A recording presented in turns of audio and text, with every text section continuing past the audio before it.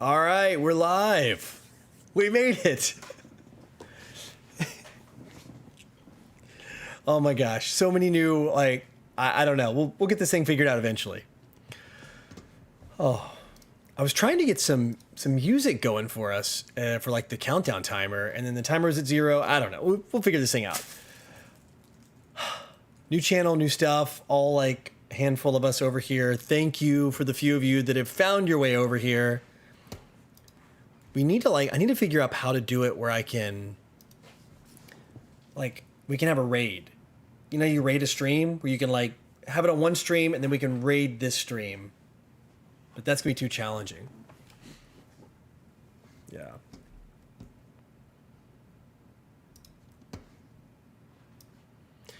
Brother, I have no idea. Every time I open up the window, I'm like, okay, I'll just use the settings from the last show. Everything's gonna work great. And yeah, then we have like the same like weird problems like, oh, the images aren't in the right spot and all this. Anyway, you guys and gals, you don't want to hear about our technical problems. You want to hear about what's going on with the show. And we have a good one. Mark, tell them what this show's about.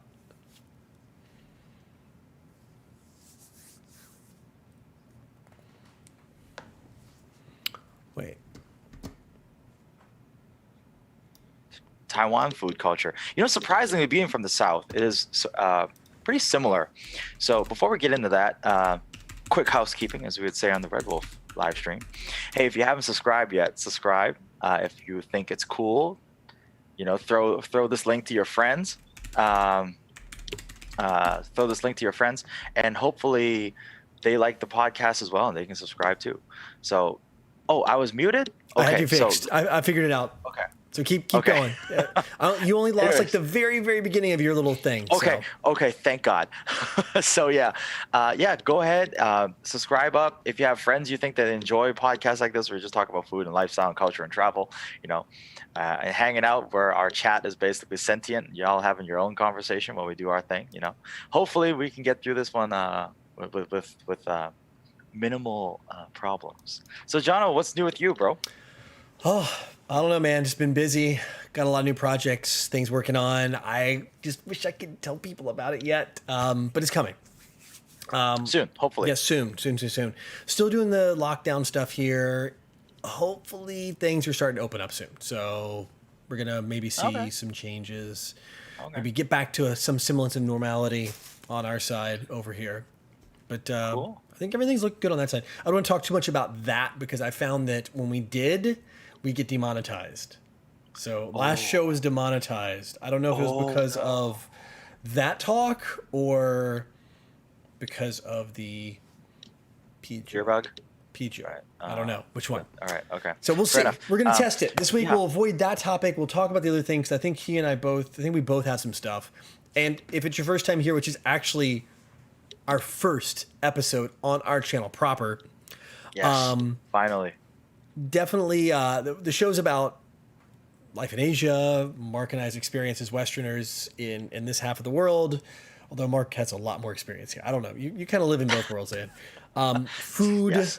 Life. I keep looking around. If you notice, I'm shifting my eyes around. I have, like, off camera, a pile of, like, crazy street food and all kinds of stuff. Jono came prepared, man. Like, I figured I'd get a nice sampling of some of the typical Hong Kong street food, but that's when I realized, though we may be close and though it may be similar, Taiwan has got everybody in this geographical region beat, hands down. Yep. I think it would be a toss-up with the Pizza Hut pizza. I think we teased a couple weeks ago. It doesn't exist anymore. They put it up, it sold out, it's gone. So, you know, huge shout out to Stu and Nelson. I saw on Stu's Facebook they were posting like the Rock Pizza or Pizza Rock or whatever it was. Yeah. He's posting a picture. Like, it looks legit. Dude, Pizza Rock's legit. Really the owner's Canadian, I think. And you go in, the whole concept is Pizza Rocks. Like, everything's like album covers around the restaurant. And it's all like Hendrix, Grateful Dead, that kind of stuff. Right. That's where the rock half comes. But yeah, they do like personal-ish. They're bigger than personal, like somewhere in between style pizzas, and they're quite good. Nice. So It did looked real legit. I mean, like I saw that. I think it was like a 4 cheese or 3 cheese or some cheese loaded pizza that Stu posted, and I was like, oh man, this is all right. Living up to billing here. yeah, definitely. You come back over, you can enjoy some It's Western it's gonna pizza happen. here. It's gonna happen. You don't want to do You know, pizza when you come here, no, man. You want to do something better than that. that is so true. But at the same time, I'm also kind of attached at the hip to a pizza snob, so I feel like it's only right, that I try to get the nod, the okay, we can accept this. Okay. Yeah. Like I said, well, I'll put the comments on the show screens again as usual. That's what I was having trouble with technically. Just to give you a heads up, Ho Ching Young, the comments I was hoping would be in scrolling above my head. There's like a gray box that's kind of for it up there. Since we moved to this channel, I didn't get I got to give like permissions to the channel or something like that as a channel admin. So I didn't do that. So in the last second to get us on time, not this episode, but we will. So popping up above me, starting after this episode, we're going to have that. But I have comments open on the side I can see. So. Oh yeah. So I think we got to start properly before we get into the street food. What are you drinking tonight? Well, I've got two things. I don't know. I'm going to save one for the something strange section. Actually, I have two something strange I got. So for tonight, I am drinking something very new. I've never had this before. It's from Thaihu Brewery, which is my favorite brewery here. And they always do these really wild collabs. And they actually have some of the best, like, I would be honest, one of the best IPAs. Like, I would say West Coast style IPA here, like, hands down. Tasty. This one is a combo, and I'm curious, hence the tigers, Lahu, right? It's Chinese for Mandarin for tiger. It's called Lahu Yatsu, is a like energy drink we have here. Think of it like a vitamin-loaded Gatorade, essentially. So you can find it in any 7-Eleven, Family Mart. It's in a plastic bottle. It's kind of orange-colored, and it definitely tastes like drinking like liquid multivitamins. So it's like heavy on the B vitamin, things like that. So anyway, we've got that, and it's a hybrid beer. It's called the Thaihu Lahu Yatsu Super Beer. So interesting. It's 5%. So it's like a vitamin drink and a beer combo. I don't know how it's going to be, but these guys have never let me down. I mean, they do some really awesome like hybrid flavored mixes. So I was gonna get one of their ones. They have like this Long Island iced beer. So it's like a Long Island tea but a beer, and then they oak age it in like whiskey barrels. Wow. Yeah, and it's hard to find. I had it, but I saw this one, so I got it. That sounds very lush. You're making my very standard beer feel very standard. So today I am representing Hong Kong and the OGs from Hong Kong, good old San Miguel, Hong Kong's beer from the Philippines. You it's so true though. You do. It is what it is, right? It's anyone in Hong Kong, they're gonna tell you this is like everybody's dad and uncle or whatever grandpa. This is the beer they drink. I mean, this is what they've branded as Hong Kong's beer for the longest time. So it's a really light, very, very light beer. I mean, it'll give Bud Light a run for its money, but it goes good with the fried food. So this is something I felt like I would bring tonight. Cool. Does Hong Kong like have its own beer? Well, Hong Kong does have like microbreweries. So like it has Hong Kong Yao. It has like Lion Rock. It has one called Guai which is Lao Wai. Oh, really? Yeah, they do, and it's actually really good. It's called Guai beer. Really? It's Guai beer. That's the brand, Guai beer, and their Guai IPA is actually really good. Guai Oh my god. There's a racist joke in there somewhere. I know. For those of you who know how to translate, the Guai IPA is actually really good. So Ho Ching Young, somehow that Blue Girl would be better for Hong Kong. It's neck and neck. I find so there's another beer called Blue Girl, which I should bring, but the problem with is like I have a very hard time drinking Blue Girl. It's one of those like it's really light, but it's kind of acidic, kind of sour. It leaves a sour taste in my mouth, and no matter how much I drink or how little I drink, I'll wake up with a headache the next day. So I purposely chose not to do the Blue Girl. I'm going to do the OG, good old San Mig. All right. You ready to crack them? Oh, let's do it. All right. I've been waiting all day for this. It's been a long day. I know. This one's been in there since like last night. All right. Smells like as advertised. It smells like the The vitamin drink.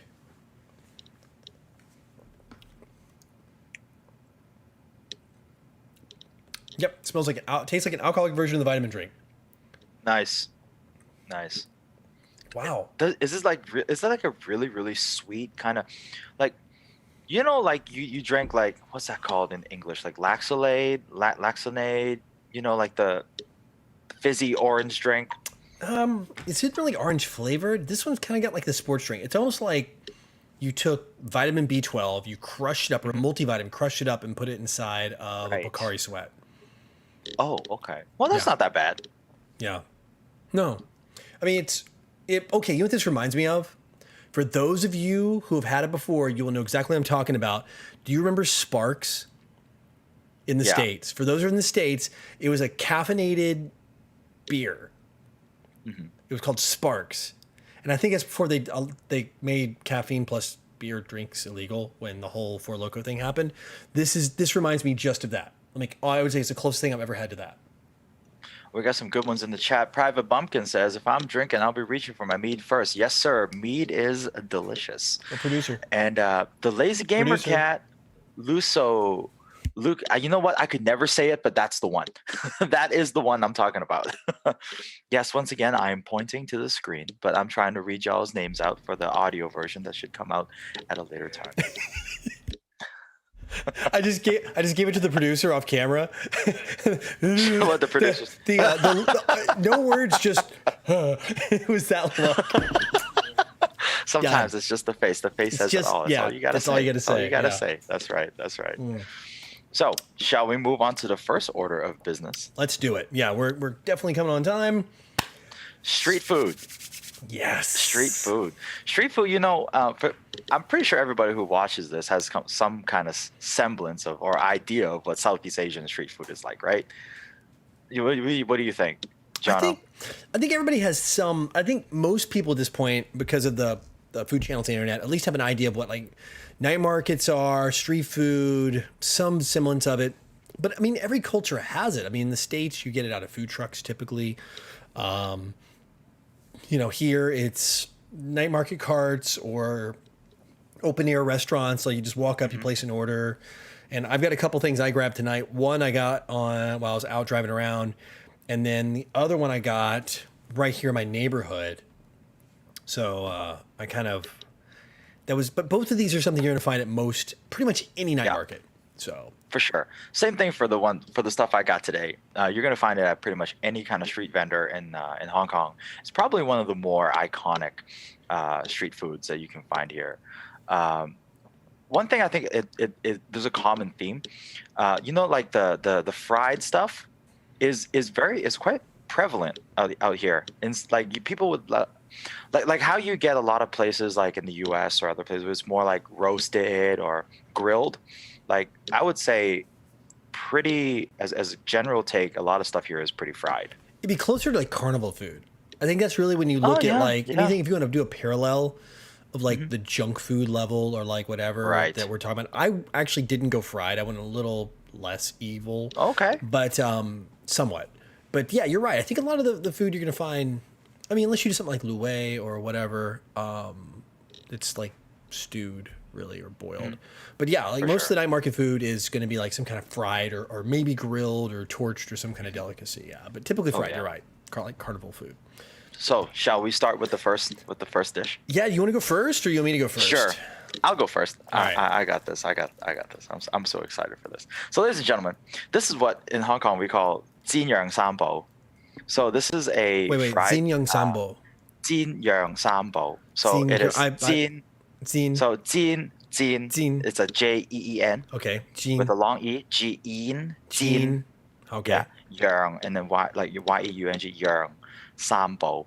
Too many tones in Cantonese. Sorry, you go ahead. Exactly. It's too many tones in Cantonese. So what this actually, what it is basically a fried and marinated type of food. So we have like fish ball. We have tofu. We have the signature eggplant.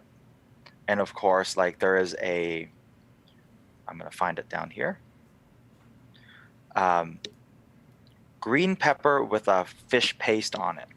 Interesting. So this is very, very typical to what you get in Hong Kong, and then you actually put some sweet soy sauce on it, or you put like just regular soy sauce on it, and it's always sold with stinky tofu. It's always they're always next to each other. Really? This So is like kinda these something. stalls are like just always next to each other. Yep. Or they would sell it in the same place. So like, there's a district Mongkok. Mongkok is kind of like where it's all kind of happening. All the busy things are going on. It's super oily. So God bless this. And so yeah. So this is where you usually get a lot of it, and it's really good kind of drunk food. You know, you kind of got a mouthful of vodka and and tequila. This will just kill it. This is fantastic for it. So this is super typical for Hong So Kong. let's see. You got a fish ball. You got a eggplant, or Stu likes to call it aubergine.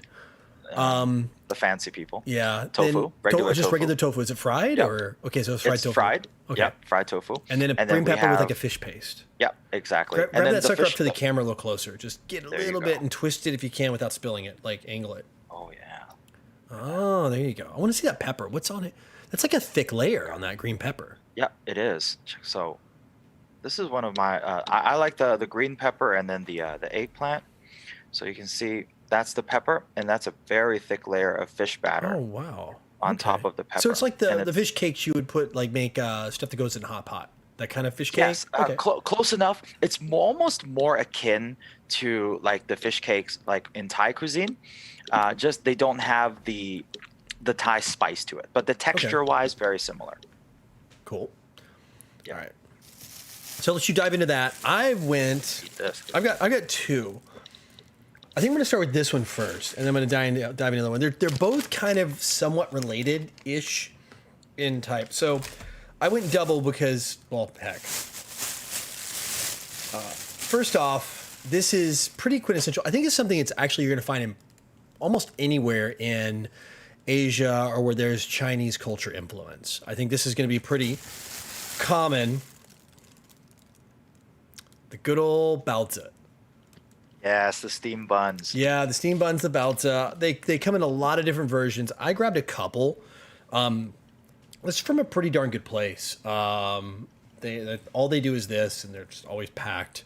You can get them to go. They have like 8 or 10 different kinds. They have sweet and savory versions. I'm more of a savory because for the sweet section, I got something different. But like you can get these with like toro inside, with like salted egg, yolk. You can get it with a lot of different things. This good. one is a pork one. And then I haven't tried these. I mean, they're cheap. They're like 12 NT. They're like 30 cents a piece, essentially. I got all of this, and one of these might have been eaten on the ride back. So it was like 102 NT, so roughly $3.50 for 1, 2, 3, 4, 5, 6, 7, 7 of them. So this one I'm interested in. This one has bamboo inside. So like Oh, nice. So I'm gonna bust this one open. I'm gonna take a big old bite of it, and let's maybe just rip it in half. Do it, bro. Like gonna I don't know about you. I think bamboo shoot is one of those low key, really good, really tasty little treats that you always get. Like I love it with ramen as well. Ooh. Oh yeah, look at that, guys. That looks Just so trying to good. get the focus to hit. Cover my face. There we go. There it is. As the food all falls out. Oh, and it's dripping. it's It's falling dripping. everywhere. Oh, it's crunchy too. Oh, super Taiwanese tasty. Oh, nice. So, what would you kind of classify like a flavor palette for like what would be like a Taiwanese style flavor palette? It's hard to describe, really. There's a definitive taste that is, to me, Taiwanese. And I'd say it's got to have, I'd say one of the most prevalent spices here is star anise. You're going to find that in a lot of food. Oh, yeah. Yeah, for real. So it's like really crunchy. It looks like there's, mushroom in here? Oh, interesting. Yeah. There's mushroom, cabbage, and then all the white bits you see are bamboo shoot, like chopped up and cooked just enough to be crispy. This is actually quite good. And then they put it, it's like, I guess they saute it in a pan or wok cook it. It's got, I'm trying to place some of the flavors in here. Like a little bit of soy sauce. Definitely has a little star anise, a little bit of some spices added to it. Yeah. Really kick up. I like this place because for me, a lot of the baozi end up being low on the flavor palette. Like it becomes more of the skin. And the skin is a yeast-based bread. It's like a spongy, really spongy, squishy. Yeah. And a lot of people will reheat these in rice cookers if you want to heat them up. You can buy them cold. I just got these hot, but you can buy them cold and heat them back up in rice cookers, and it just brings them back to life, steams them essentially. And they're definitely not the same as if you threw it in the microwave. Like, you threw it in the microwave, this thing will come out like a baseball. You know, I made the mistake many a times. You know, every time when I think about like the Hong Kong flavor palette, if I always have to tell people like, okay, what is the most, like, from personally, just from my point of view, what is the most Hong Kong flavor? You know, surprisingly, I don't really think about tasio, like the barbecue pork. I think about like the mom and pop noodle shop, the wontons that they have there with the pork and the shrimp. Okay, yeah. With that very light kind of broth. It's like it's a light brown, it's like a really light soy sauce. Very light. Yeah. That's what I always find the most iconic Hong Kong flavor, like that Hong Kong style wonton, and that's definitely that's what does it for me. Yeah, when I go to a dim sum place, that's immediately what I think of, because there's that Hong Kong flavor. All right, so I'm gonna get this one out open too. This is gonna be one of the meat ones. All right, holy moly! If I can even cut it. I'm just going to rip it. It's got inside. So inside essentially is like an Italian meatball, but it's not Italian. It's a spicy meatball. Yeah. Let's see. There we go. Oh, that looks really good. Yeah. As you can see, ladies and gentlemen, they are not skimping on the meat. Not this place. This place is like really awesome. Like, they really hook it up. A lot of times you open these things up, there's a tiny little meatball inside, like a pocket full of air, and then like the rest. Yeah, I mean, for those that later listen to this, basically imagine this bun about the size of a baseball, and then the core of the baseball is stuffed with just like marinated meat and pork and a bunch of other herbs and flavors in there. And so the great thing about those, I don't know if that one had it, Jono, but like, you know how you can get those fresh and they still have like the broth inside? All the juices from the meat still they're still rolling around in the bun, and it's so good. Yeah, they use a leaner pork in this one. So it's got the pork. For those of you that like American breakfast sausage, it has just a hint of some of those flavors. Like, maybe there's a little bit of, I don't know if there's sage in here or not. I'm not getting too much of that. But the onion, the white onion or the yellow onion is really strong. The green onion, absolutely. It might be jiu-tsai. I don't know if it's green onion or leek. And it's just got some of those other Taiwanese spices, like the star anise, a little bit of maybe clove or cinnamon in here too. I think the clove is what I'm getting. And it's just really good. And then their bread is just like, it's like a sponge. It just bounces. It's so good.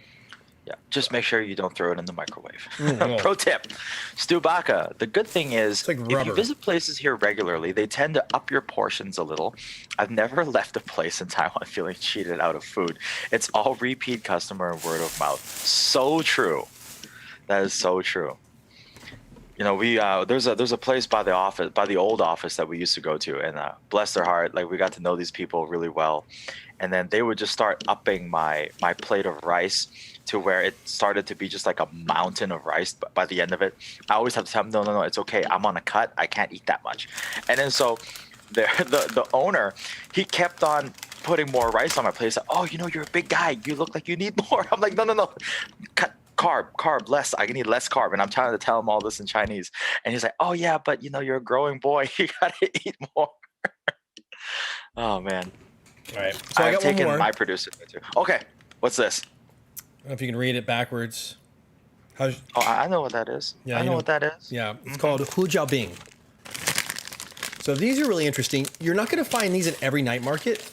These are going to be a little more difficult. So at first look, you might think, oh, well, this is just like a baked version or like a crispy version. Well, it's a little different. This one's actually cooked in essentially a 55-gallon drum that's been lined with like pavers or with ceramic or like stone, like bricks on the inside. And they'll make these inside. It's the same concept as this. There's a meatball inside. On the outside, you got a bread, and this one's also covered in sesames. And then they literally stick them. So inside the can, there's a lid. There's like a circle on the top. So imagine a 55-gallon drum, and then it's like the wall's this thick. And they got fire going in the bottom. It's charry. Right. And then they take these things uncooked, and they smack them against the side on the inside. So they're all wrapped around. Kind of like naan. Yeah, exactly how they cook naan. That's exactly it. So when they're done, like I went by there and he's like, "Oh, 20 minutes, come back." I'm like, "Oh, okay, cool." And then yeah, so you got to go, and then they'll scrape this side. Like they take a tool and they scrape it off, and they catch it with another metal, like a big metal spoon-looking thing, and they'll scrape them off and get them. This That's one so was metal. 35 NT. So Nice. so inside is gonna have the same basic concept of a big ball of meat on this one. Oh man, don't keep us waiting.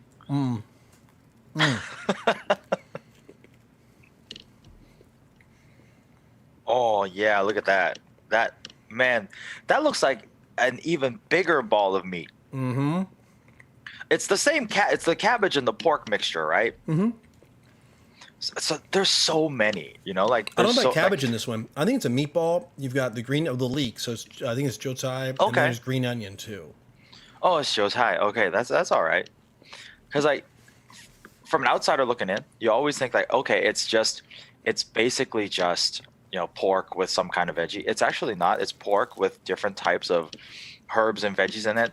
And even though it's pork, depending on just the different type of veggies they throw in, it tastes vastly different.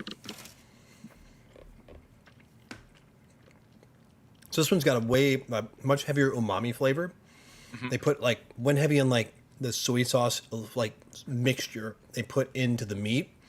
So instead of the other one being more light and the kind of the freshness of the pork comes through and lightly spiced, this one like the flavor Just punches you in the face. just hits you. Yeah, it hits you pretty hard, and it's good because you get the Third crispy screen. outside. Yeah. Yeah. Third Herman screen. Mock, We need a top down, but if you guys saw my desk right now, it looks terrible. Oh my god! But this one's great because when you're done, like I don't know if you can see this. Yeah. Like all the juices have sauce soaked there. into the bread. So this is not a spongy bread. This is more like a biscuit dough. So it's more like biscuits. So for those biscuits for the American kind, scones for those British ones out there. Yeah. So I think now is the perfect time for us to segue into the strange portion. So, I mean, we gotta live up to the billing. We live in Southeast Asia. We gotta have something that's weird. I went kind of not too bad on this one. So Okay. I'll let you jump into yours. I think you've got Okay. I've got. By the way, I'll be cleaning up my pile of sesame seeds here that are pretty much everywhere now. I feel like I had to go about as weird as I could get in Hong Kong. I mean, Hong Kong's usually relatively safe in terms of food-wise. I mean, there's really not a lot of outright weird things, but I will say there are some culturally interesting things here. And so tonight, I have the one and only shark fin soup. Really? Yes.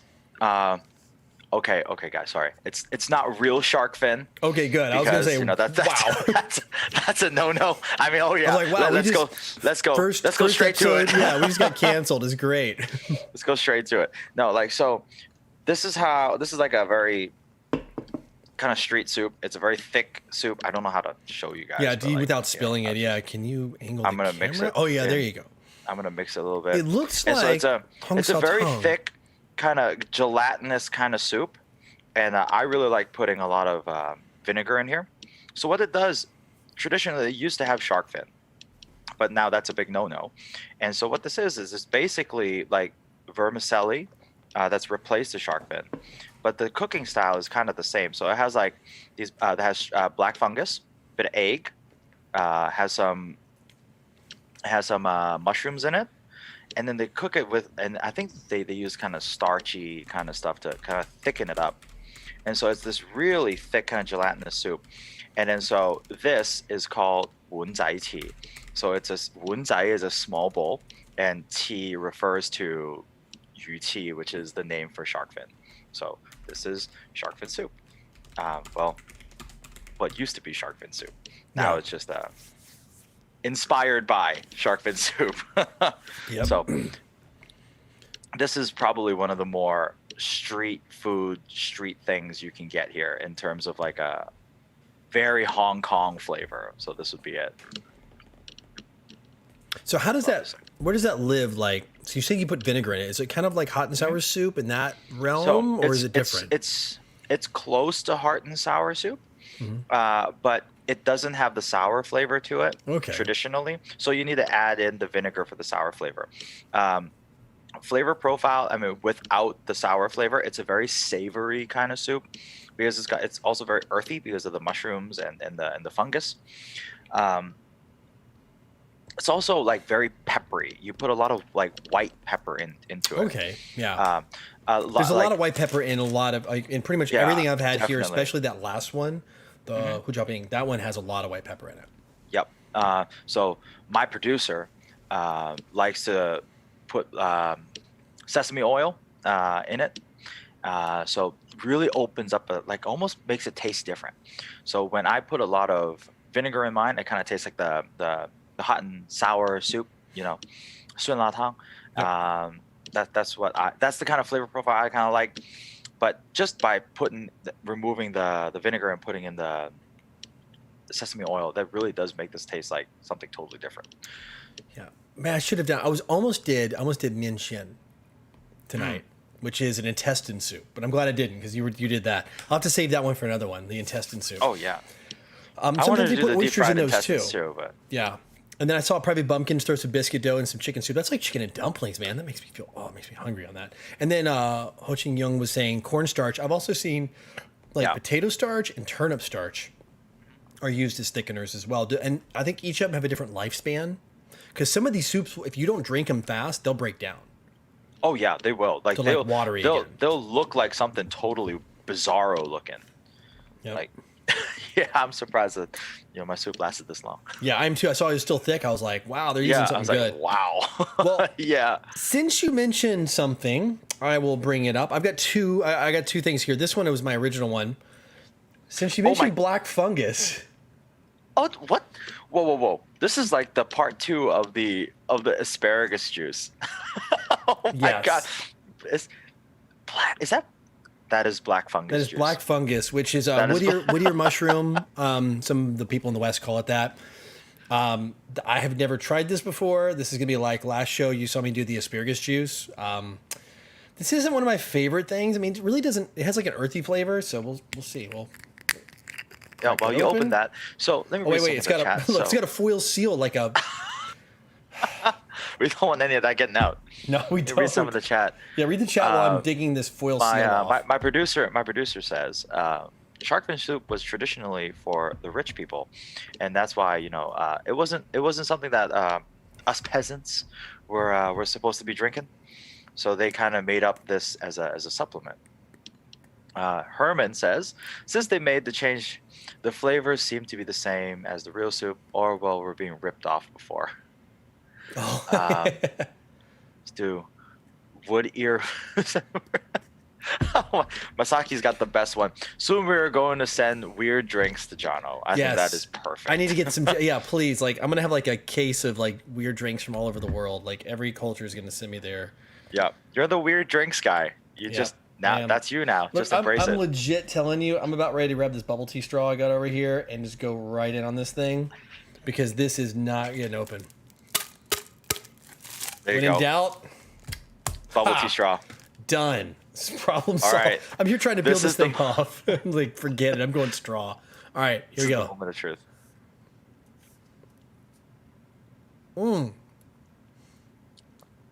So, how'd it go? It's thick. Oh. It's literally thick. It's gelatinous. It looks like water, right? You see it kind of moving? Oh, no. That's Oh, my yuck. Ever so slightly sweet, thick and earthy. I mean, it tastes just like the mushrooms. But it's what got me the most here is the thickness. And by the way, I think this is out of Singapore. It looks like the company's North Star MK from Singapore is where this one's from. Not Stu, it tastes like I might die. It's thick with two C's, exactly. Jonathan 2021. Way to go, Private Bumpkin. That was it. That can encapsulate the chat right there. Private Bumpkin won the comments for this show. We're just gonna cut off the comment awards right there. All right, I'm gonna slide this one over to my producer, and I'll see. let's see what your producer's verdict is. All right, I'm gonna have to describe. I'm gonna describe. Here we go. Yeah, compared with the. So for those of you guys that may be listening, it is the face of sheer horror. It was literally. It's like, what? The thickness. It's like it's like drinking pureed oatmeal. That's the best way I can describe it. Like pureed oatmeal and it's not that bad actually. Jello. That's the consistency though. Okay, would it kind of be like grass jelly? Close to that. Kind of like grass jelly, yeah. That. Okay, I feel you. But it's chunky. Oh my! Watch. It's like you can see the slime coming off the. See it? Oh yeah! Oh my goodness! That is. There you go. That settles everything. If you ever want, that's the best way. Visuals, man. It's all about the visuals. Yikes! I will put that cap back on and bury it in the backyard. We'll give you one more weird. Since I couldn't get to the stinky tofu today. Like today, I wanted to either bring the deep fried pig intestines. Couldn't do it. The lady that pushed the cart, she wasn't there. Yeah. And then my stinky tofu, it's not open on Mondays. My favorite one. So. Believe it or not, guys, we try to coordinate. At least we would both have stinky tofu, and we have a cross review of the Hong Kong and Taiwanese versions. But back to you, Mr. Higgs. I got this. Pidan. Those you know, I'm waiting for people to comment. All right, yeah, he says good for health, takes out more cholesterol. So this also is known as a century egg. So good. You'll find these in Hong Kong too, right? Yes. I need to cut this up. I actually need to slice it. We need to get so let me see if I can do this. Let me get something to cut on, like a small plate and a knife. Because once I crack it, what?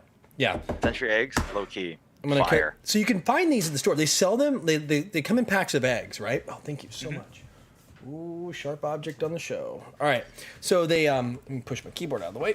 All right.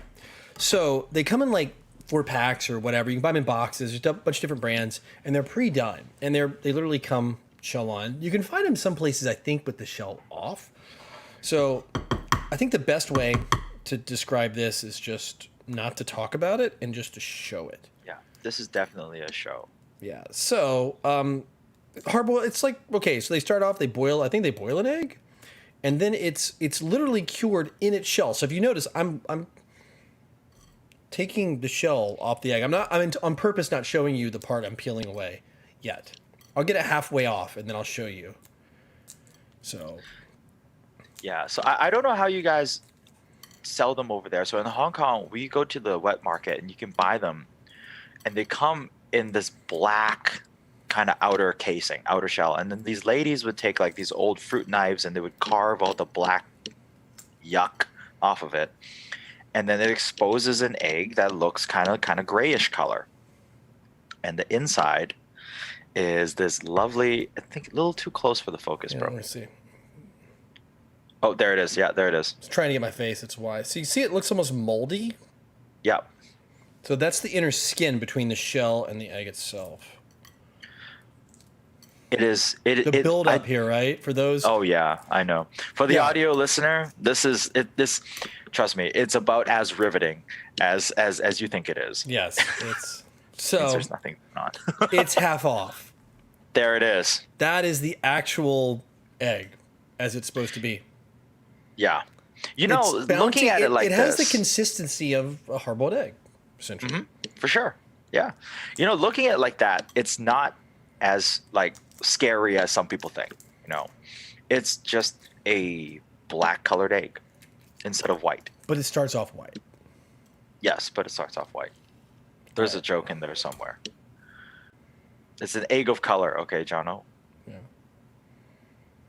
All right. It definitely has a wonderful smell to it. That's the inside of the shell, right? You can get an idea of what it is. So now I'm going to take my knife and try not to get more shell on here to eat. I'm going to give you a good just cross section on this one. I'm going to cut a couple pieces. Yeah, you cut that. And so Private Bumpkin says it looks like it's covered in ink that's in the light. My producer says it tastes good, though. You're absolutely correct. Oh, yeah, there it is, guys. That's where it gets a little on the weird side. So, Mark, I want you to describe what we're seeing on the screen here for those who are listening audio. Oh, my goodness. So imagine the egg white on a hard boiled egg now turned into almost a translucent dark brown black jelly. And then the middle of the egg yolk has now exponentially expanded to this almost Oh. green looking moldish kind of, grayish green color. There's an ammonia smell that comes off this, by the way. So when you It get your doesn't nose of it, the first cut, the first thing I notice is ammonia. Like it literally hits you with the ammonia smell. Yep. So, I mean, just listening to us describe it, it sounds really gross. But to be honest, the ammonia smell is something you'd smell and you'd get it, but then it also has this kind of savory note to it. right. Don't think like that kind of eggy, hard-boiled egg smell. Don't think that. That is No, absolutely there's not what it zero smells like. eggy smell on this. So, like, and I think somebody commented earlier. It said the best way to do this, like, congee is good. You can do it with cold tofu. Yeah, Ho Ching Young said put a cold tofu and then you put a little soy sauce over top of that. Over the whole thing. Yeah.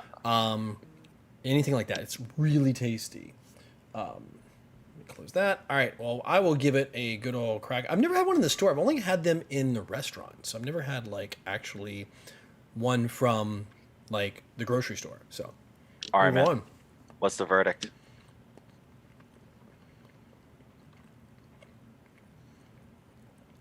Creamy, eggy, It's actually really good. really good. Yeah. It's like a rich, like at the very back end, you might catch a bit of that ammonia, but like it's the most rich flavored, like decadent hard-boiled egg. Like to give you an idea. But the look Absolutely. of it, if you serve this to somebody and you're like, hey, here's an egg, they'll be like, no way. No way. Get the out of here with that. Yeah, it's like, get out of here. Get the business out. No.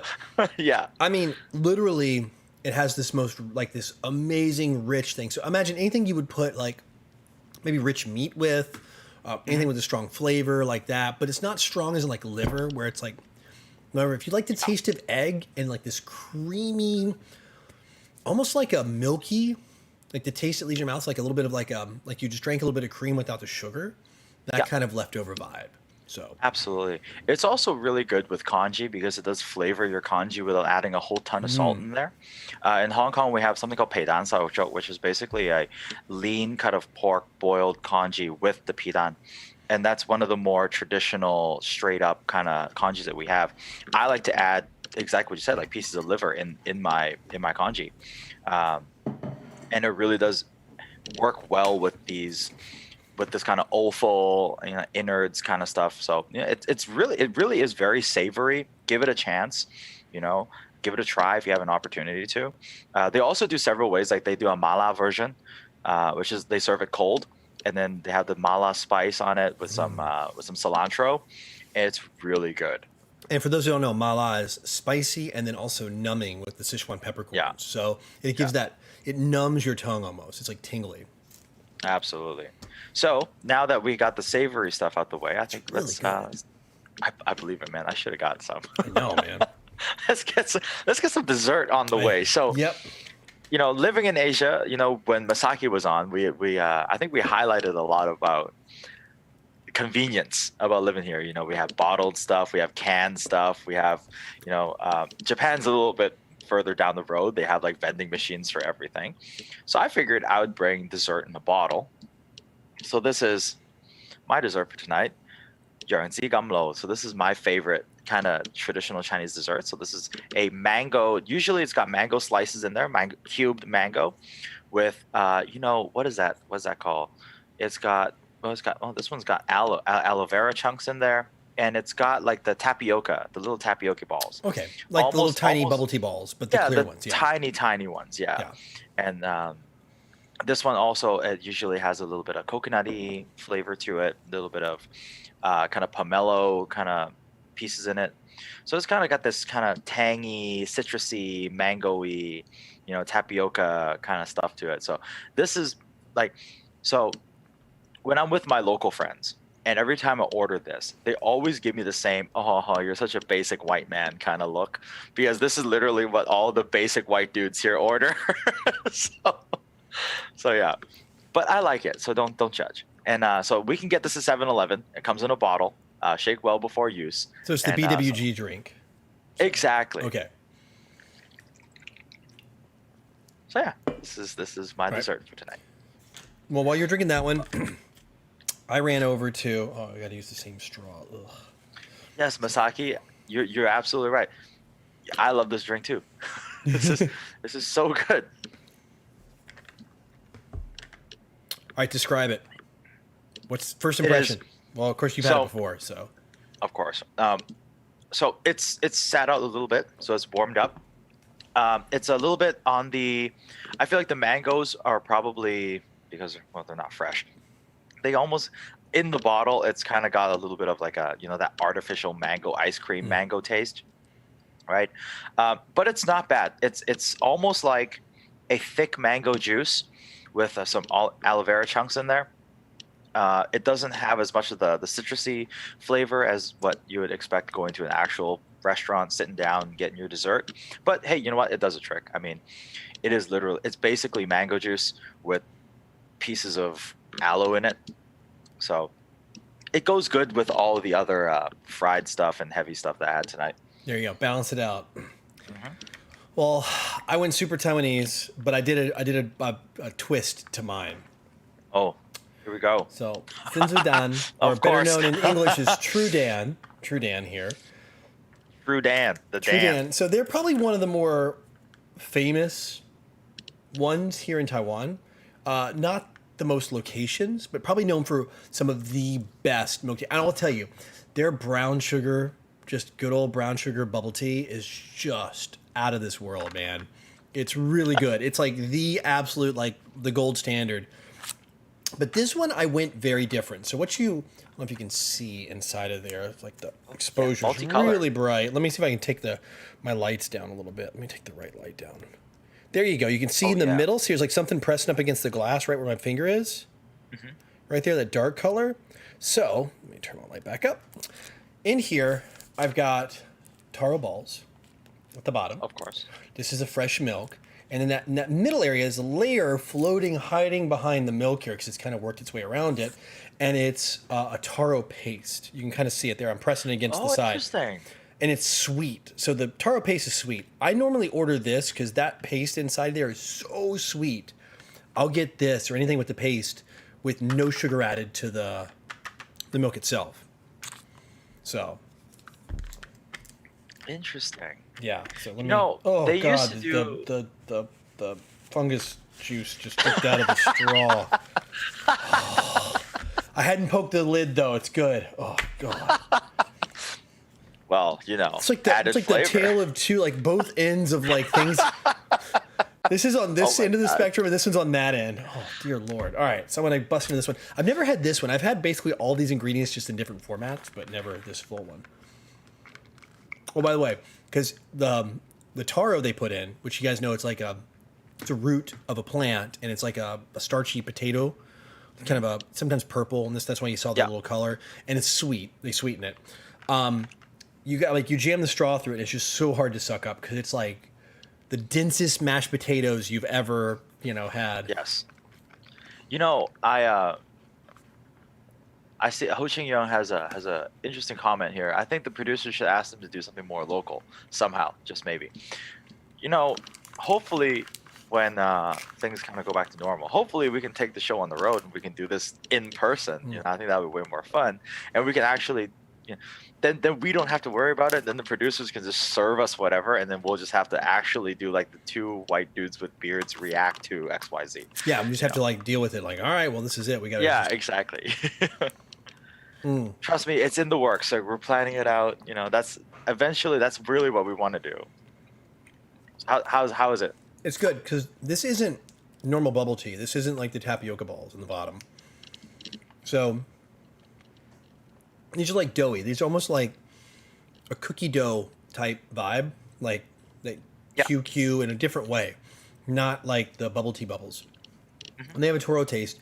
Then you got that paste in the middle. You can see there, like where my finger is as I touch it. You can kind of see it appear and disappear. That's the taro paste in there. That's really sweet. And then the milk they use is really good quality. So this is super tasty. So I'm going to ask a really stupid question. Is there, instead of like bubble tea, is there like bubble coffee? There's some places that do bubble coffee, yeah. Okay. See, that's something I wouldn't mind getting behind. right? Like I'm not a big tea guy, and the bubble teas are usually a little too sweet for me. But if they had like a bubble latte, dude, sign me up. I'm down. I'll do it. What I do is when I go, I'll usually get it with, you can control usually the sugar level and the ice level. So I'll do like Wei Bing Wei Tang or something like that, like a light sugar, light ice. Yeah. Or even in this case, none. So, all right, I'm gonna slide this one over to my producer's eyeballing this one, like ready to kill me for it. So, another dessert that I thought would be very interesting. I'll never see that again. It's hers. It's the producer's now. It's gone. So like another dessert that I would have really wanted to bring is like how you can get like the cold tofu fa. Like I really wish I could have gotten that. For tonight, but like that's one of those like I just don't know where to consistently buy it from. At least not also, where I live, a lot of the cold dishes are really hard to keep long enough to get on the show because like this stuff I picked up like a few hours ago, right? Yeah. What I found out like was be very interesting about tofu fa is like if you get the cold one and you tell them not to add the syrup in there for you. Here's a pro tip for everybody. Instead of adding the syrup, buy ice wine and pour ice wine into it because the super sugary, syrupy flavor and taste of the ice wine is almost on par with the syrup that they put in your tofu fa anyways. Okay. So pour that in there, and it's the best time you're gonna have in your life. It's tofu fa that's gonna make you drunk, and it's so fantastic. See, like I was gonna do speaking of the cold thing, I was gonna take the same route and do like the shaved ice thing here, which is super popular. Like the red bean, there's a bunch of different ones, green bean, ludo, hongdo, things like that. But the best shaved ice I've had is in the Philippines. Halo halo. Oh yeah. Oh my gosh, yeah. The Philippines shaved ice is so good. So good. There's a couple restaurants around here that serve it. The Filipino restaurants. We have Jollibee here. Fantastic, by the way. You have Jollibee there? Oh yeah. Okay. Jollibee is awesome. Okay, spaghetti, Jollibee is what's it's all about the spaghetti. Their champ burger is not bad too. Okay, here we go. Stu says my producer informs me that Japanese have bubble beer. What? Bubble beer. Masaki, you need to get on this. Masaki says, Winky, live episode from Kurumon will happen. Well, I would certainly hope so. Yep. So taro ball, that's what so taro is yunto, right? If I pronounce that correctly. Pardon my pronunciation. My Mandarin's not far from perfect. This new taro thing, right? I want to touch upon something you said a little bit earlier. You said like the taro used to be like that purpley stuff. Yeah. Back in the day, because I'm not into the whole super sugary stuff. But when my colleagues back in the day would say like, hey, let's go get some bubble tea, I would always get like the taro flavored bubble tea, and it always came in this really cool kind of purple, and then you got the black bubbles in the bottom, right? And then one time I went to Tianren to get a taro bubble tea. My producer laughed at me all day, by the way, when I got my bubble tea, because I just had this feeling I needed to do it. And I got it, and it came looking like yours. And at first I was like, I don't know what this is. Yeah. Like this is oddly bizarre. I was expecting some kind of purple radioactive liquid. And to be honest, I have to admit, it's actually pretty good. I think they put food coloring or something in it to give it that purple look, or they're using Toro milk, which you can find in the stores around here. So you can get the Toro milk. That's probably what it is. This is regular milk with a Toro ball in the bottom. I think there's two. If you notice, there are two color balls in there. There's an orange one and a purple one. I think what is the orange one? I think it's sweet potato. I'm almost sure. I think it's a sweet potato ball and a Toro ball.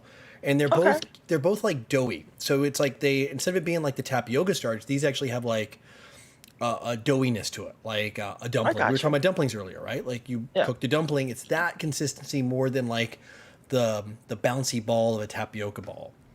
That's probably in there. I got you. That's interesting. Costco hot dog, man. I'm gonna tell you what, Herman. Like I'm gonna tell you, nothing beats a good Costco. I still get a good Costco dog here. Like they have Costco dogs. You can get Costco pizza. You can get all that stuff. I think it's a hard toss-up, Jono. Like the Costco dog and the Sam's Club pizza. I Oh, think like they're Sam's Club.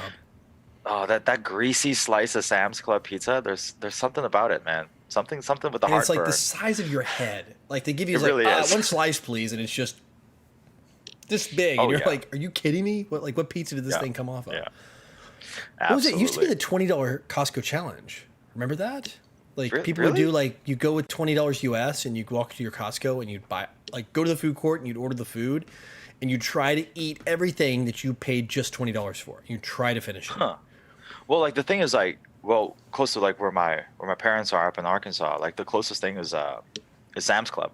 So my little brother would always grab me and say, "Hey, we're gonna go have pizza." I'm like, "Okay," because his favorite thing is what's that? It's store-bought pizza, like the frozen stuff. Like Totino's or something like the Red Yeah, Baron pizzas, like the the ones you Red cook. Barons. Yeah, Red Baron. That's his favorite. He's like, my mom literally said, "Oh, son, you would never believe it. Your brother is a gourmet chef." I'm like, "Get out of here." I said, "No, he can oven heat a Red Baron like nobody's business." I looked at my brother. I was like, "Wow, you're a big boy now." I'm gonna tell you what, you reach pro status though when you can cook Totino's pizza rolls and not bust a single one open.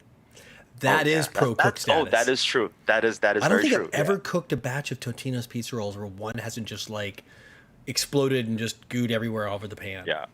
Or somehow they come out like hotter than the surface of the sun. Oh, they always that's the truth. Magma Yeah. inside. Yeah. You like do the tongue test on the outside of the skin. You're like, Oh, this sounds okay, fine. This is okay, and then My face. it's pure lava on the inside. It really is.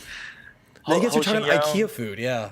Yeah, IKEA. Oh my god! Like, so IKEA on the off days they do serve some pretty good food. Like they have like the whole or the half spring chicken, great for after the gym. Yeah, here the IKEAs, and I'm so PO'd about this right now. Each location has its own little special thing. So like one in Nehu has nachos you can get there. Oh. So it's like that's their little deal. But they also have their own flavor ice cream. So, but speaking of ice cream, one thing that's here, I'd love to show people, I don't know about that DiGiorno pizza. Yes. Oh my gosh. How does Misaki drop the DiGiorno for the pizza? It's the tofu ice cream, the soft serve tofu ice cream. Have you had that? Oh yeah, we have that here too. I have never brought myself to actually eating it though. Try it. It's sweet. It's actually quite good. I You have to- definitely I have get to that admit. tofu flavor. You're like, I'm eating Okay. ice cream, but I can taste a little tofu in there. So if you like that cold, if you like the cold tofu dish, the dessert, I think you might like the tofu ice cream. So, Oh yes. Okay. All right. so Swedish what? food, new episode idea. Hey, Could. believe it or not, I have that caviar that they have in the tube in my fridge right now. By the way, I have a soft spot for Sweden. I love Stockholm. Love the people there. But that's for a different episode. Yeah, but speaking of new episodes, I think something I know you and I have talked about this too. Maybe next episode, because we can kind of maybe tease it going forward, is we I think it might be tough because IKEA's closed. I don't know about Swedish, so I can't really get Swedish food here aside from that. But what if you and I pick a few fast food places that are globally recognizable and we do a little food comparison of what's different between Hong Kong and here and the rest of the world. That works. Yep.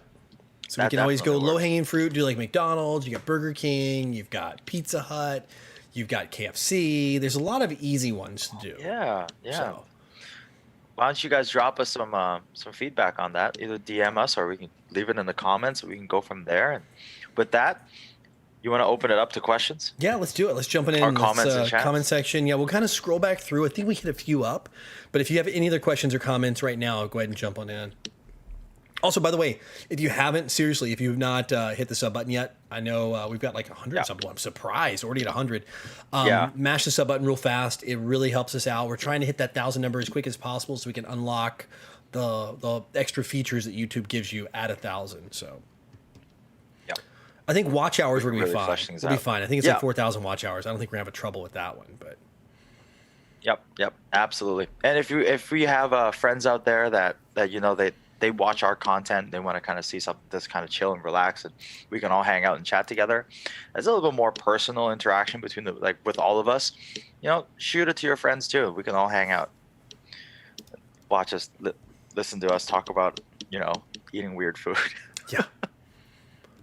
Exactly. Let's see. I'm scrolling back up. Let's see. Pulp Fiction. Come by tea. Yeah, we have come by here. Yep. I just had that the other day, last week. Come by's pretty much everywhere, that brand. Yeah, come by tea is not bad, but like it's one of those like I can only drink once a year thing.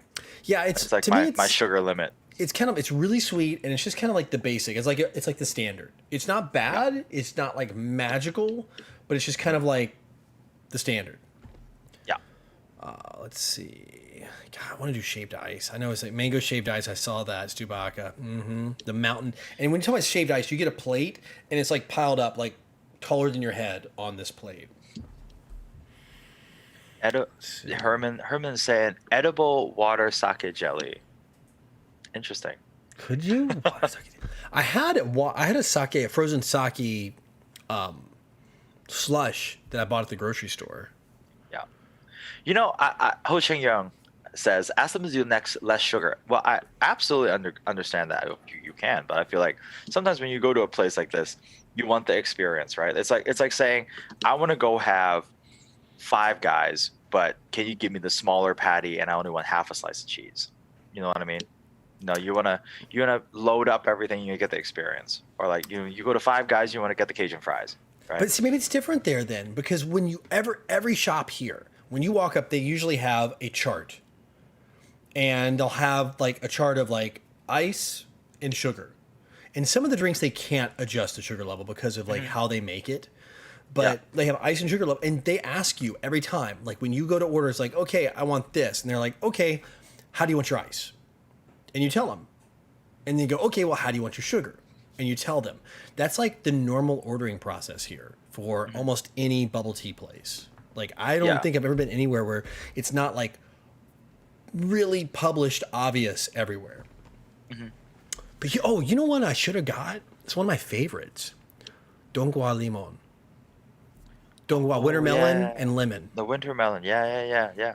Surprisingly, that is a very popular tea choice. Because I always think of winter melon is like, because my grandma makes soup out of it, right? And I was like, oh, what? why would you do that? But apparently it's good. Yep. Winter melon, when you make it sugar, when you add the sugar to it, it changes it. Totally changes it. It gets like this caramelly taste.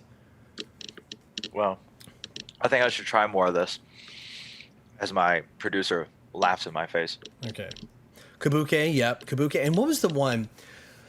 There's one place around here. I cannot remember the name of it, and maybe my producer remember. There's one that does all the stuff with pineapple sugar in it. It's a tea shop, but all the sugar they use is a pineapple sugar. Do you know? No, okay, I'm getting a no. But there's one shop, and they only have a few locations, and it's like they do, like, so when they sweeten it, it gives it this, like, caramelly, pineapple-y flavor on every drink they have because the sugar is a pineapple sugar. But it's not like pineapple syrup. It's actually a dry sugar. So. Interesting.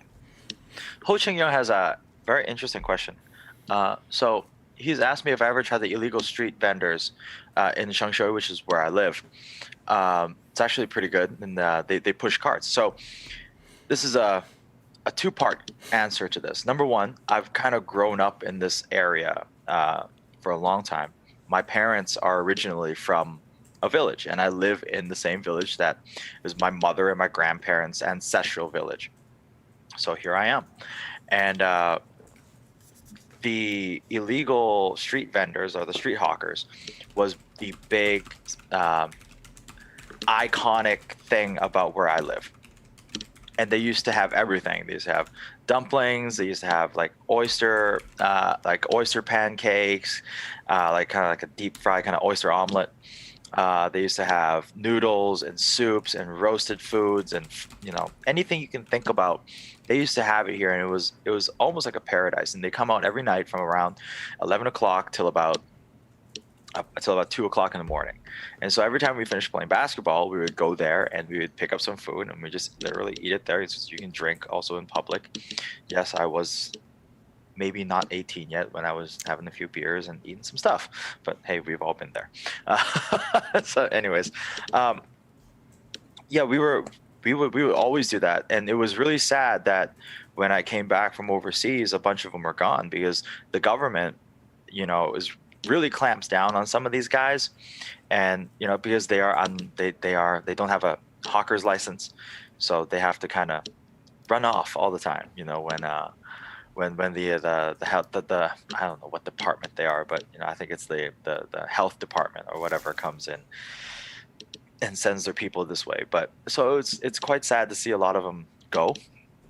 There's still a remnant of them left, about 6 of them, and sometimes, if you're lucky, you still see them in front of the train station. And so yeah, that's in a roundabout way, it's a very cultural place, for Hong Kong. It's like, imagine all your street food, your street vendors in Taiwan, but they're all on push carts. We do have areas that have some of those, and you'll find them around like Ximending area, things like that. Yeah. And a lot of like vendors that are illegal, they'll set up with cardboard boxes, and the police will come and shut them down. Trying to think, what else? New food trucks? Herman's asking a question. The food trucks, are they any good? Sadly, no. The Hong Kong government, they were trying to implement this food truck scheme for people to rent food trucks or lease food trucks from the government directly to do this kind of hawker stuff. But, the cost were so high to rent or lease one of these trucks. And there are only designated areas on designated days and designated times that you're allowed to go and park your food truck. Yeah. So it's like almost defeating the purpose of having a food truck. As someone that owned a food truck, surprise, surprise, in America, yeah, I know all about having like certain restricted areas to park. You'd have to get permission from properties. It was a pain, even in the States. In fact, most people probably don't even realize that about me. Like, I think the better part of almost a decade ago, I owned a donut food truck. Yeah, and sold it off. Nice. And yeah, but yeah, it was very interesting business. It was kind of at the peak when food trucks were starting to climb, and it was sweet, so it was like breakfast and then like afterwards. So I've kind of lived that side of the food thing. Yeah, so doing that for a year was different. So that's, if you want to know where my food, like kind of like a little bit of the heart and soul nice of where this. I do have a little food truck history in my past. So nice. So I guess you are Mr. Donut. I am Mr. Donut. Guys, yes. Guys, come on. By Guys, the way, please. I still cannot, like, it's rare I'll have donut. Like, occasionally I'll get this donut craving. I'm like, okay, I want a donut. But it's usually like Mr. Donut, like a Japanese style one or something. Like, it's hard for me to get a regular donut, like, and enjoy it, because I was literally just like, my nose was assaulted with donut smell, and I'm tasting them all the time because I'm back there cooking them. But we did hot, fresh mini donuts on demand. We had like the donut robot, and it was like pumping them out. So yeah. Nice. It's a bit of history. I thought maybe we had to get into like our history, like a little bit. People see, like, most people see the other side of me. Like, if you know me from the Mark and ours other world that we live in, our day jobs, there's other parts of us, like more layers. Yeah. So like an onion. Yes. And you'll cry when you peel them back. You'll cry. That's right. I had to drop the Shrek reference. By the way, speaking of illegal street vendors, did you ever? I mean, obviously, I was there last time. God, a long time ago. 2 times ago, I went to, I guess it's called Lady Street. Is that what it's called? Ladies Market. Ladies Market. That's it. Yeah. Yeah. Is that still around? That's still around. Okay. That is still around. Yeah.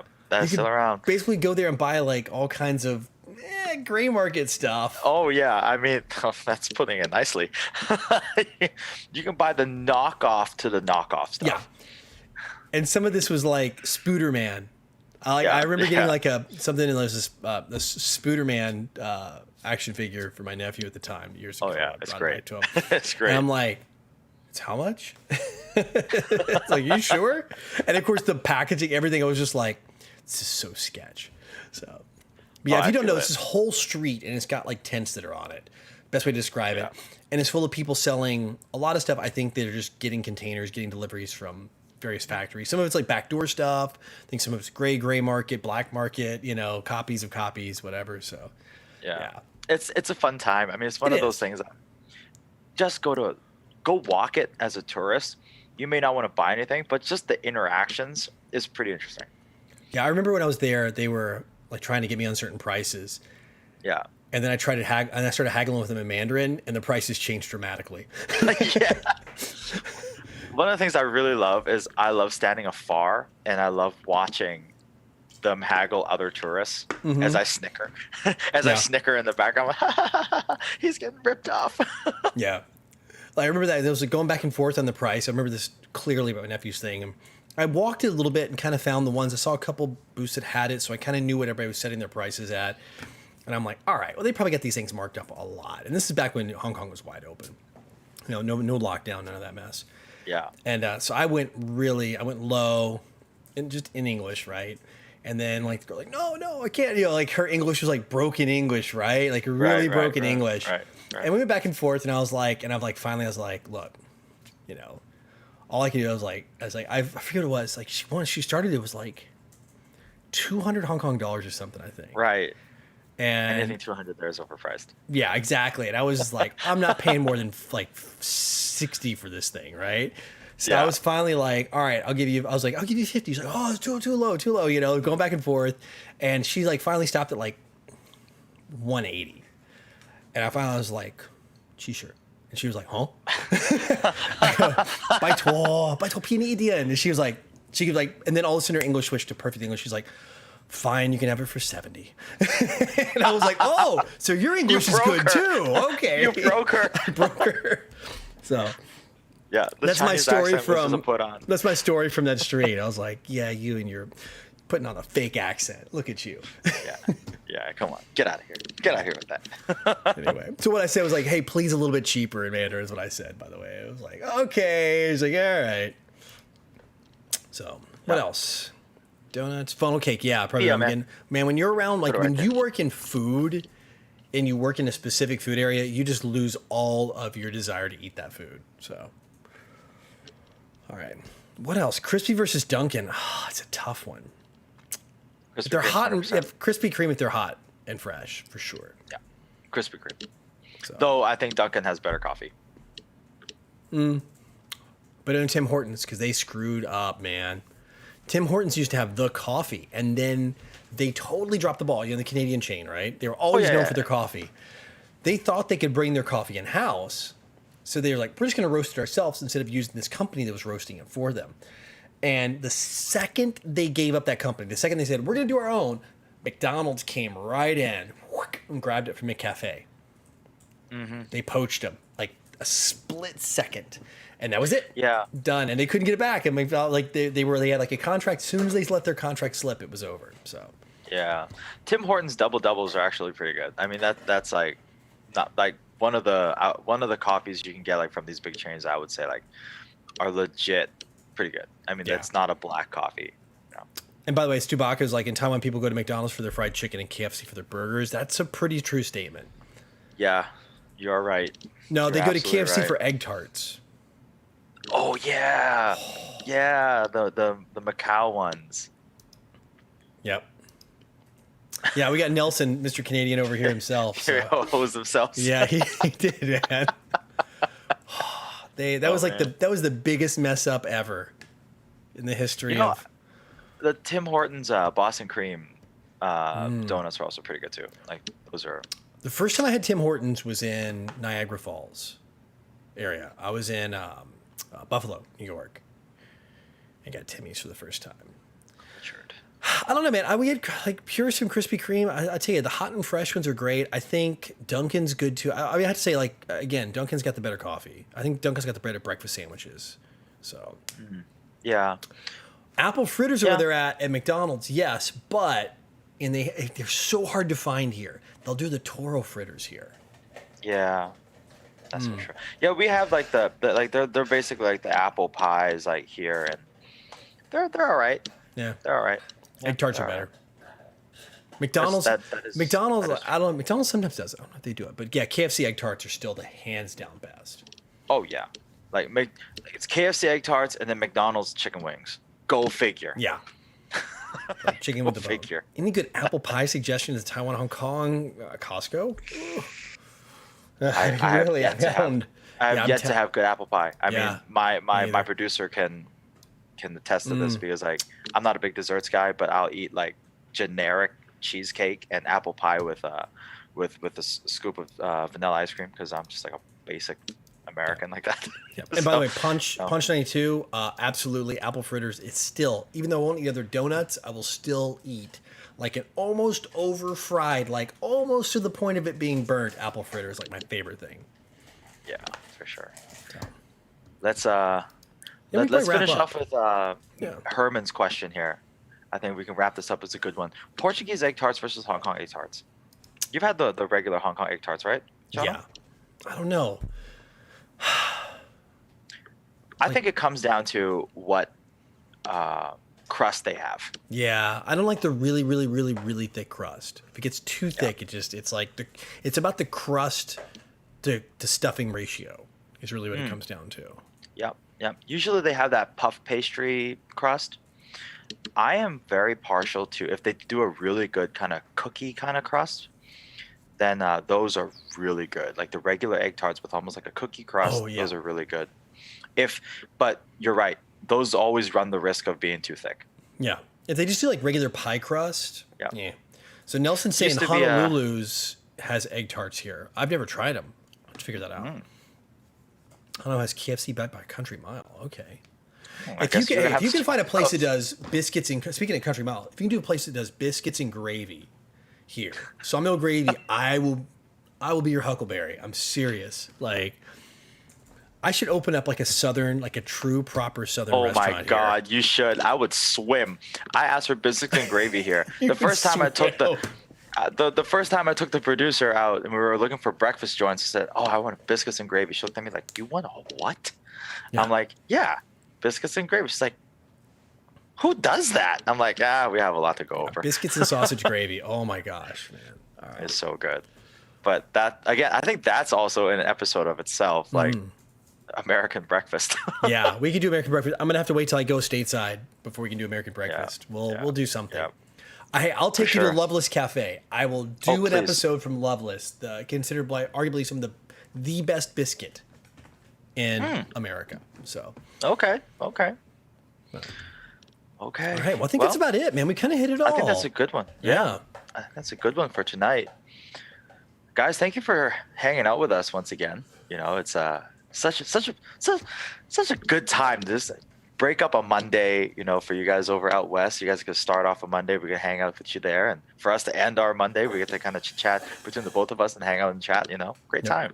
Great time all around. Yep. And don't forget, hit the sub button. And if you didn't do the notification bell, please do that because we're going to be doing live streams here. And that's really the focus of the channel. So we're not going to like spam you or whatever. We might be chopping up some of these little bites out and run them as clips, but probably not anything else other than that. So we're not going to, if you turn on the bell, it's not going to be like your phone's blowing up or anything. Yep, for sure. Chicken fried steak is really good too. Okay, so I'm gonna end on that. Yes, let's just stop before we get hungry again. Yeah, that's right. I've got bowels to eat, man, as soon as we're done here. Yes, sir.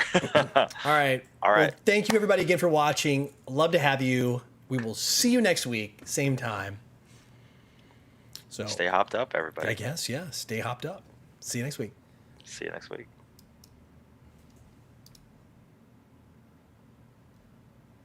All right.